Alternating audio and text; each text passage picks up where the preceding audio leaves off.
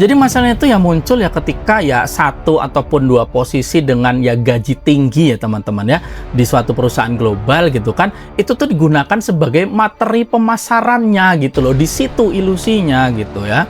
Dan bahkan yang menyebalkan lagi gini teman-teman, persyaratan teknisnya itu sering banget diperkecil gitu loh, soalnya ini mudah diumpetin lah, seolah-olah ya ini gampang banget gitu loh teman-teman. Jadi dalam sistem di level production ya teman-teman, prompt itu tidak pernah berdiri sendirian. Di situ poin pentingnya. Jadi gini deh teman-teman, ini ya sekali lagi saya seorang software engineer udah bangkotan ya teman-teman. Jadi saya ambil contoh dari sini lah ya. Misalkan gini lah ya, menulis SQL gitu misalnya. Itu tuh kan yang merupakan kemampuan penting tuh untuk orang kayak saya ya, backend engineer gitu kan. Terus juga misalnya buat data analis gitu kan, sampai ya ke data engineer gitu ya. Tapi ya gini teman-teman ya, bahkan di dunia software engineering itu nggak ada gitu loh yang ngambil kemampuan yang tadi itu gitu ya, dan akhirnya itu tuh dibungkus menjadi suatu profesi baru yang misalnya namanya adalah SQL engineer. Nggak ada prakteknya seperti itu gitu loh. Apalagi kalau sampai mengatakan bahwa oh siapapun bisa nih mengikuti profesi ini dan akhirnya mendapat gaji puluhan juta gitu ya, asal mengikuti kelas beberapa minggu. Nggak ada gitu ya teman-teman ya. Jadi gini teman-teman, prompt engineering ini ya perlu apa ya, perlu ditempatkan secara proporsional lah, gampangannya seperti itu ya teman-teman ya. Oke, jumpa lagi dengan saya Backend Magang, saya Humble and keep the excitement to learn like a newbie in town. Oke, jadi di video kali ini kita masih di salah satu series dari channel saya, itu adalah realitas teknologi. Dan di episode kali ini saya pengen ngajakin teman-teman buat ngobrolin lagi, ada lagi nih bahaya kelas-kelas ilusi yang masih beredar gitu loh. Jadi gini teman-teman, tentunya kita semua udah sadarin lah ya, namanya ya dengan serba artificial intelligence seperti sekarang, itu tuh banyak banget orang tuh yang akhirnya tuh takut gitu loh akan kehilangan pekerjaannya gitu ya. Nah, akhirnya apa? Di tengah ketakutan itu tuh muncul gitu loh sebuah janji-janji baru, kayak misalnya tuh, oh nggak perlu paham software engineering, nggak perlu ngerti coding gitu kan, nggak perlu belajar di programmer, bahkan nggak perlu ngerti machine learning gitu loh.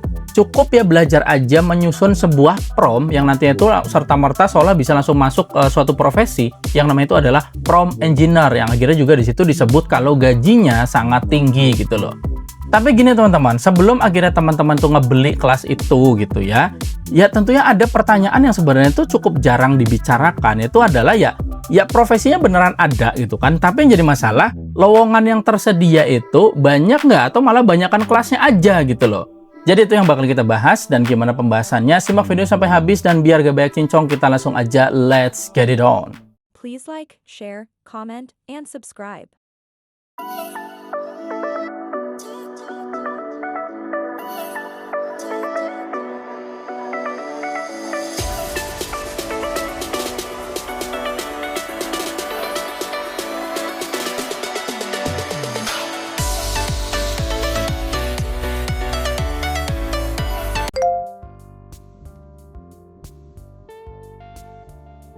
Oke teman-teman, jadi di sini saya sebagai seorang software engineer yang udah bangkotan ya teman-teman ya. Di sini saya bakal ya bongkar lah ini pelan-pelan supaya teman-teman tuh bisa paham. Oke, jadi yang pertama itu saya bakal bawa penelitian, tapi ini penelitiannya tuh sifatnya dia preprint ya, dimana dia dipublikasikan di arsip, dan dia tuh diteliti oleh seorang dari Universitas of Oulu dari Finlandia. Jadi sekali lagi ini saya tegaskan ini preprint ya teman-teman ya. Jadi penelitian ini sekali lagi dipublikasikan secara terbuka di arsip, dimana ya berarti karena ini preprint, kita nggak boleh memperlakukan ini seolah-olah menjadi ya suatu kebenaran yang nilainya itu udah final gitu ya teman-teman ya. Tapi teman-teman, walaupun ini masih preprint, ini tuh tentu cukup menarik dan cukup valid sebenarnya. Jadi gini ya, penelitian itu ngambil snapshot pasar tenaga kerja buat artificial intelligence ya teman-teman ya, dengan menganalisa sekitar ya 20.000 lebih lah lowongan unik di LinkedIn. Nah, dari lebih dari 20.000 lowongan itu tadi, kenyataannya itu si penelitinya itu cuma mendapatkan 72 lowongan spesifik yang jabatannya itu adalah prompt engineer. Jadi gini teman-teman, artinya itu kan berarti ya posisi prompt engineer itu ya cuma ya kurang dari 0,5% gitu loh dari ya keseluruhan lowongan yang mereka teliti gitu ya. Nah, tentunya memang penelitian itu kan tidak mewakili seluruh lowongan yang ada di dunia ini ya teman-teman. Dan datanya itu sekali lagi kan dikumpulkan dari LinkedIn dalam satu periode tertentu aja gitu ya. Tapi gini, penelitian itu kan juga berfokus pada ya jabatan yang secara eksplisit gitu ya teman-teman ya, menggunakan ya istilah si prompt engineer itu tadi gitu loh. Jadi ya sangat mungkin ada misalnya itu software engineer, AI engineer gitu kan, product manager gitu ya, ataupun ya content spesialis gitu ya teman-teman ya, yang dia tuh membutuhkan ya kemampuan ngebuat prompt itu tadi gitu kan, tapi ya tidak menggunakan jabatan spesifik prompt engineer. Nah, Justru di sini bagian terpentingnya itu di situ ya teman-teman ya. Karena gini, prompt engineering itu memang ya bisa menjadi kemampuan yang ya dibutuhkan lah gitu ya teman-teman ya di banyak pekerjaan gitu loh. Tapi itu tuh tidak otomatis yang menjadi suatu profesi yang mandiri ya teman-teman ya, yang akhirnya tuh dia bisa tersedia secara massal gitu loh di ya market tenaga kerja ya teman-teman ya. Oke, di sini saya juga bakal ya tampilin ilustrasinya dalam diagram ya teman-teman ya. Nanti teman-teman bisa lihat di mana ya dari diagram ini tuh kita bisa ngelihat nih ketimpangannya secara langsung gitu ya. Jadi data engineer aja itu ditemukan ya sebanyak lebih dari 8.000 lowongan. Terus juga ya data analis tuh ada sekitar 6.000 lebih lowongan gitu ya. Terus juga data scientist itu ada lebih dari 5.000 lowongan, dan juga machine learning engineer itu tuh sebanyak ya lebih dari 1.000 lowongan ya teman-teman ya. Nah, sementara itu apa ya? Tadi posisi yang secara khusus menggunakan jabatan prompt engineer itu tuh cuma ditemukan sebanyak 72 lowongan. Nah, di sini saya tidak mengatakan profesi prompt engineer itu nggak ada, bukan seperti itu ya teman-teman ya. Profesi itu ada dan nyata gitu loh. Tapi keberadaan dari sebuah profesi itu tuh tidak otomatis membuktikan gitu loh kalau ya profesi tersebut itu tuh tersedia sebagai ya jalan karir massal gitu ya teman-teman ya. Itu yang teman-teman perlu sadarin gitu, dan ya orang-orang yang bikin kelas ini perlu sadarin itu juga itu, dan perlu bertanggung jawab gitu loh. Misalkan gini ya teman-teman ya, astronot aja gitu kan. Astronot itu kan pekerjaan yang nyata gitu loh, ada gitu ya. Tapi gini loh, di situ kan kita tentunya tidak ngejual kelas astronot gitu ya kepada ya ribuan orang dengan narasi kalau wah ini industri ini butuh massal nih buat tenaga kerja sebagai astronot gitu kan, nggak gitu loh ya. Jadi masalahnya itu ya muncul ya ketika ya satu ataupun dua posisi dengan ya gaji tinggi ya teman-teman ya di suatu perusahaan global gitu kan, itu tuh digunakan sebagai materi pemasarannya gitu loh. Di situ ilusinya gitu ya. Apalagi gini ya teman-teman ya, angka gajinya itu kan ditampilkan gitu kan, tapi yang jadi masalah kelangkaan lowongannya itu diumpetin gitu loh. Itu yang paling masalah. Dan bahkan yang menyebalkan lagi gini teman-teman, persyaratan teknisnya itu sering banget diperkecil gitu loh. Soalnya ini mudah, diumpetin lah, seolah-olah ya ini gampang banget gitu loh teman-teman. Akhirnya apa ya? Akhirnya itu kan ya masyarakat itu yang tadinya sedang ketakutan gitu kan, kehilangan pekerjaan ya di era ya ekonomi negara kita ya teman-teman yang lagi seperti ini gitu kan. Di situ marah mereka itu ya akhirnya diminta membeli sebuah jalan keluar yang mungkin nggak bakal tersedia gitu loh setelah kelasnya ini selesai gitu ya. Jadi gini deh teman-teman, ini ya sekali lagi saya seorang software engineer udah bangkotan ya teman-teman. Jadi saya ambil contoh dari sini lah ya. Misalkan gini lah ya, menulis SQL gitu misalnya. Itu tuh kan yang merupakan kemampuan penting tuh untuk orang kayak saya ya, backend engineer gitu kan. Terus juga misalnya buat data analis gitu kan, sampai ya ke data engineer gitu ya. Tapi ya gini teman-teman ya, bahkan di dunia software engineering itu nggak ada gitu loh yang ngambil kemampuan yang tadi itu gitu ya. Dan akhirnya itu tuh dibungkus menjadi suatu profesi baru yang misalnya namanya adalah SQL engineer. Nggak ada prakteknya seperti itu gitu loh. Apalagi kalau sampai mengatakan bahwa oh siapapun bisa nih mengikuti profesi ini dan akhirnya mendapat gaji puluhan juta gitu ya, asal mengikuti kelas beberapa minggu. Nggak ada gitu ya teman-teman ya. Jadi gini teman-teman, prompt engineering ini ya perlu apa ya? Perlu ditempatkan secara proporsional lah, gampangannya seperti itu ya teman-teman ya. Jadi ini tuh merupakan kemampuan yang berguna sebenarnya gitu loh. Tapi kemampuan yang berguna itu tuh ya tidak serta-merta yang merupakan ya suatu profesi lah dengan ya permintaan yang besar gitu loh. Itu perlu kita garis bawahi.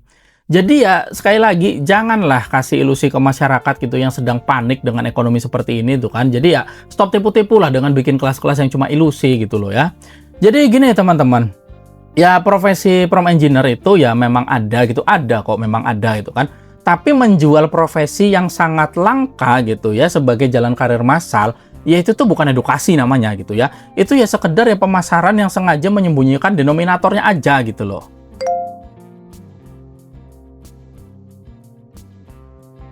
Oke, sekarang kita masuk ke bagian yang paling pentingnya ya teman-teman ya. Anggap aja misalkan ada nih udah dapat gitu ya, nemu ada lowongan prompt engineer gitu di suatu platform gitu ya. Nah, pertanyaannya itu apa sih sebenarnya diminta perusahaan dari orang dengan jabatan itu gitu loh. Jadi apakah perusahaan itu membayar seorang yang cuma buat nulis ke AI kayak misalnya itu berperanlah sebagai seorang ahli, atau memerintahkan AI itu buat berikan jawaban dengan langkah demi langkah, atau misalkan tuh memerintahkan AI buat buatkan hasil dalam bentuk tabel. Ya tentunya tidak seperti itu gitu loh. Bukan itu yang namanya prompt engineer ya teman-teman ya. Jadi dalam sistem di level production ya teman-teman, prompt itu tidak pernah berdiri sendirian. Di situ poin pentingnya. Jadi gini, di sini saya taruh diagram lagi ya teman-teman ya, biar teman-teman nanti gampang memahaminya. Jadi gini, Di diagram ini kita bisa lihat ketika misalkan seorang itu ya pengguna gitu ya, dia itu mengirimkan permintaan gitu kan. Nah, input tersebut itu tuh biasanya masuk melalui backend dan API dulu gitu ya. Baru nanti sistem itu harus mengetahui nih siapa yang make, itu kan siapa penggunanya. Nah, di situ berarti sistem akhirnya nanti harus menentukan data apa yang boleh diakses. Nah, dari situ baru nih si aplikasi itu harus ngambil konteks yang relevan gitu loh. Terus juga ya itu tuh bisa dari database gitu kan, dokumen internal, riwayat percakapan gitu kan ya, bahkan sampai ya tool-tool eksternal ya teman-teman ya. Nah, baru nanti dari situ tuh ya prompt itu tuh disusunkan, baru akhirnya tuh dikirimkan gitu kan ke LLM ya teman-teman ya. Nah, setelah ya si model ini menghasilkan jawaban ya tentunya pekerjaannya itu belum selesai gitu loh. Jadi output itu tuh masih harus divalidasi, terus juga formatnya tuh harus diperiksa gitu kan, terus juga tindakannya tuh harus bisa dibatasi gitu kan, dan juga informasi sensitif itu tuh harus dilindungi gitu ya. Nah, baru di situ nanti seluruh prosesnya itu perlu dicatat gitu loh, supaya apa? Supaya perusahaan itu bisa mengetahui mulai dari latensi, terus juga biaya token, error gitu kan, terus juga kualitas jawaban gitu kan, dan juga ya kegagalan yang terjadi di level production. Di situ poinnya teman-teman ya. Jadi bahkan gini ya, dokumentasi resmi dari OpenAI itu tuh menjelaskan dulu kalau output model itu bersifat non-deterministik ya teman-teman ya. Berarti apa? Ya berarti kan karena itu tuh sistem AI itu kan ya memerlukan tujuan evaluasi gitu loh. Terus juga ya dataset pengujian, metrik gitu kan, perbandingan hasil bahkan, dan tentunya evaluasi berkelanjutan gitu loh setiap kali ya sistemnya itu berubah gitu ya. Jadi ya teman-teman, masalah production itu tuh tidak selesai hanya karena prompt itu tuh berhasil menghasilkan jawaban yang bagus dalam misalkan ya 5 kali percobaan, bukan seperti itu gitu loh. Input dari pengguna itu tuh ya nggak pernah seragam gitu kan ya teman-teman ya. Bahasanya itu bisa berbeda, terus juga ya konteksnya bisa berbeda juga gitu kan. Dan tentunya datanya itu bisa banget tidak lengkap gitu loh. Jadi ya namanya si pengguna ataupun user ini tuh juga bisa bahkan memasukkan instruksi yang dia tuh berbahaya gitu untuk mencoba membajak perilaku sistem gitu kan. Jadi ya teman-teman, dalam software engineering, ya keberhasilan yang hanya dinilai dari beberapa percobaan manual itu tuh disebut sebagai fact-based evaluation. Jadi jawabannya bisa kelihatan bagus gitu ya, kita merasa sistemnya itu bekerja gitu kan, tetapi ya di sini kita tidak memiliki ukuran yang dapat ya membuktikannya lah, mudahnya seperti itu. Jadi ya teman-teman, sekali lagi di sini perusahaan itu tuh tidak membutuhkan orang yang mampu menghasilkan satu jawaban yang menarik ya teman-teman ya. Perusahaan itu membutuhkan orang yang mampu memastikan gitu loh. Memastikan apa? Ya memastikan ya sistem itu tetap bekerja ya ketika digunakan oleh ribuan manusia gitu ya, dengan ya ribuan kemungkinan input gitu ya. Jadi ya teman-teman, kalau nih ada yang ngajarin buat nulis prompt gitu ya, terus di situ dia mengatakan bahwa oh ini udah siap nih nanti bekerja sebagai prompt engineer. Ya di situ tuh kita perlu mempertanyakan beberapa hal loh, kayak misalnya tuh ketika AI memberikan jawaban salah di level production, siapa nih yang membangun evaluation suite-nya? Ataupun kita bisa mempertanyakan ketika AI ini membocorkan informasi sensitif, siapa nih yang bertanggung jawab? Bahkan ya kita juga bisa mempertanyakan siapa nih yang mengendalikan akses database, siapa nih yang mengukur latensi dan biaya token gitu kan. Dan juga kita bisa mempertanyakan siapa nih yang bakal memastikan tool ini tidak menjalankan tindakan yang merugikan dari penggunanya sendiri gitu loh. Jadi ya teman-teman, namanya perusahaan itu tuh tidak membayar seorang engineer hanya untuk menulis kalimat yang itu tuh kelihatan pinter gitu ya teman-teman ya. Tapi perusahaan itu membayar apa? Ya membayar orang yang sanggup mempertanggungjawabkan gitu loh dari perilaku sistem gitu kan ya, ketika ya kalimat itu tuh akhirnya masuk gitu loh ke level production. Jadi gini teman-teman, sekali lagi, prompt engineering itu tetap penting ya teman-teman ya. Saya sendiri ya menggunakan prompt gitu kan dalam ya berbagai proses engineering yang saya nggak mau repot gitu loh. Tapi ya teman-teman, karena kata engineer itu sendiri itu tuh udah membawa tanggung jawab yang lebih besar gitu loh ya, daripada sekedar ya mampu menggunakan sebuah tool ya teman-teman ya. Jadi namanya engineer itu kan nggak sekedar ngebuat sesuatu terlihat bekerja gitu ya teman-teman ya. Engineer itu kan harus mampu menjelaskan ya, misalnya itu kenapa sistem ini bekerja, terus juga gimana nih kondisi yang bikin sistem ini bisa gagal gitu kan, terus juga gimana nih kegagalan bisa terdeteksi, itu juga misalnya itu siapa nih akhirnya menanggung jawab atas kegagalan yang ada gitu ya. Jadi ya teman-teman, sekali lagi, namanya prompt itu tuh bisa banget disalin, template aja kita bisa minta ke AI gitu, tinggal minta gitu ya. Tapi yang namanya ownership terhadap sistem di level production, ya itu tuh nggak bakal bisa digantikan sama ya sekumpulan kalimat aja gitu loh. Di situ yang kita harus perlu paham ya teman-teman ya. Oke teman-teman, tentunya dari semua yang udah saya sampaikan tadi, kita bisa simpulkan ya, di mana ya saya ngebuat video ini bukan sebagai bentuk serangan kepada orang-orang yang lagi belajar prompt engineering. ya tentunya tuh sangat perlu dipelajarin gitu loh ya. Jadi ya gunakan ya kemampuan prompt engineering itu tadi ya untuk meningkatkan produktivitas gitu loh. Dan bahkan ya gini ya, prompt engineering itu ya bisa banget menjadi ya bagian dari kemampuan profesional kita gitu loh, sebagai ya perpanjangan bahkan ya bisa leveraging kemampuan profesional kita ya teman-teman ya. Tapi yang saya tegaskan dalam video ini, intinya tuh jangan ngebeli ya sebuah jabatan gitu ya teman-teman ya, sebelum kita tuh benar-benar memeriksa apakah lowongannya di market tenaga kerja tuh benar-benar tersedia secara massal gitu loh.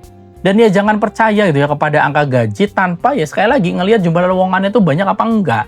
Dan juga ya jangan percaya kepada ya kelas yang gampang itu menjanjikan ya, menjanjikan karir ya terkait AI itu kan, terkait artificial intelligence gitu ya. Tetapi sebenarnya itu cuma yang ngajarin cara berbicara gitu loh kepada satu aplikasi gitu ya teman-teman. Itu tuh dua hal yang berbeda gitu loh.